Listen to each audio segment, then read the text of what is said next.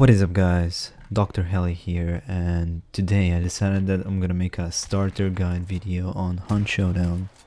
I've been playing this game for quite a while now, and I've been noticing that a lot of people don't really know what to do in the game, and I really think that some tips and tricks would help them to become better hunters. So let's just jump straight into it. So basically, when you're going to load up the game, you'll notice that you start with 666 cash and a bloodline rank 1. So first thing you want to do, you want to go under the Hunters tab and recruit a hunter. Once in the Hunters tab, you will be able to select between 4 hunters. One of them will be more expensive than others, which is going to depend on the gear they're carrying. Tier 1 hunters will only have 100 health and will probably carry a Winfield and a basic revolver with them.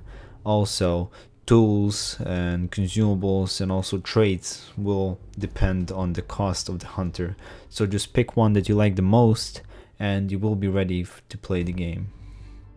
When you will select your hunter, you will be then able to pick between different contracts in the contract menu, which is either going to be a butcher contract, a spider contract, a double contract consisting of a spider and a butcher boss in the same map, and you can also pick the time of the day, which could be nighttime or daytime, and of course the mode, which is the solo or a random with a random person as your teammate, and of course the invite system, which is going to let you invite a friend of your own, which is highly recommended.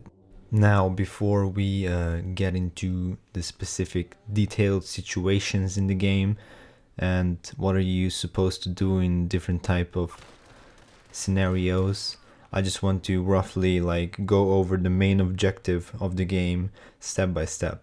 So let's get into that first. In this game, every boss has 3 clues to discover before you are going to know where the boss is located. So when you spawn into the game, you want to hold down E to activate your dark vision, and that way little blue areas on your screen would indicate where the clues are located. That means you want to go near that, activate the clue, and part of the map is going to be blacked out for you. That means that the boss is not there for sure. You want to do the same process again with the other 2 clues that are still there on the map for you. And once you've done that, the final location of the boss will be marked on the map with the red circle. Once you will arrive at the boss's location, you'll then have to enter its lair, and the clue marks on the top left will turn into an HP bar of the spider or the butcher, depends on which boss you're killing. So then you and your teammate have to kill the boss and start the banishing process, which is going to take around 3 minutes to complete, and everybody on the map is going to see where the ritual is taking place. So that is going to be really dangerous because people will start to come at your location trying to kill you and ambush you. If you manage to survive till the end of the banishing, 2 bounty tokens will be spawned, one for you and one for your teammate to collect. Then you will have to extract through one of the 3 available extraction points on the map, which are marked with an arrow and a circle symbol.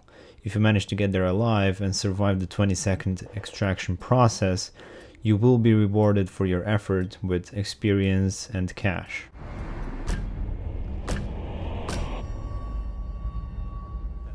So now when we got that out of the way, I would like to give you some tips on the beginning loadouts and some information about the enemies and other dangers inside Hunt. So let's just get started.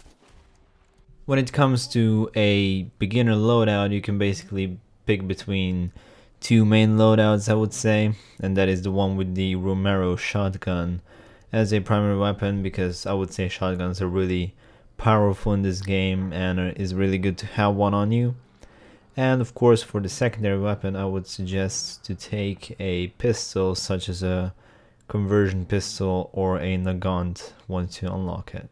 For the second loadout, I would recommend you exchanging the Romero shotgun for the Winfield rifle. That way you will be equipped more for medium to long range fights, but once it comes to close range, you will be in a huge disadvantage to people who are using a shotgun. For tools, I would recommend you getting the knife over the dusters because it's a one-hit kill on the zombies, and under the consumables, taking up a few vitality shots with you is always good to have. Later on, as you progress in levels, you should also take a med kit under the tool section and a frag bomb or dynamite stick under the consumable section. Also, picking up Quartermaster as a trait is really good because it allows you to have 2 primary weapons instead of 1, so then you will be able to carry a rifle and a shotgun with you at once.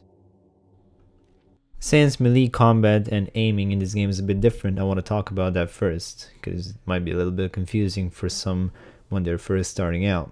If you want to do a standard melee attack, you just want to press down left mouse button. And if you want to do a heavy attack, you need to hold down left mouse button, and it's going to consume more stamina in order to deal more damage. For aiming, you want to hold down right click. That way you will be able to hit close range to medium range shots. And for Iron Sights mode, you want to hold down right click and then press shift. You will mostly use this for more accurate shots on longer distances. Now let's move on to the game's AI or the zombies. First off, we have the grunts, and we separate them in 3 groups. We have a basic grunt who doesn't hold anything in their hands and they will just do raw damage to you. We have a cleaver grunt who holds a cleaver and will cause bleeding damage. And of course we have the torch grunt who holds a torch and will set you on fire, which is a really big problem, and I'll discuss that later on in the video. Grunts also don't have a lot of HP, so you can easily kill them with a knife. Next up we have the hives. They could be a big problem sometimes because they will force you to give away your location. Once they aggro on you, a huge amount of insects is going to fly towards you and poison you and also deal a ton of damage until you kill the hive. Once you kill the hive, the insects will die as well.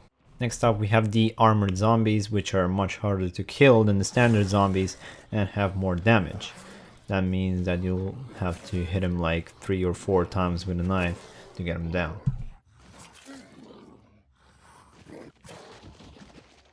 Next up we have the Hellhounds. They usually travel in groups of 2, 3 or 4.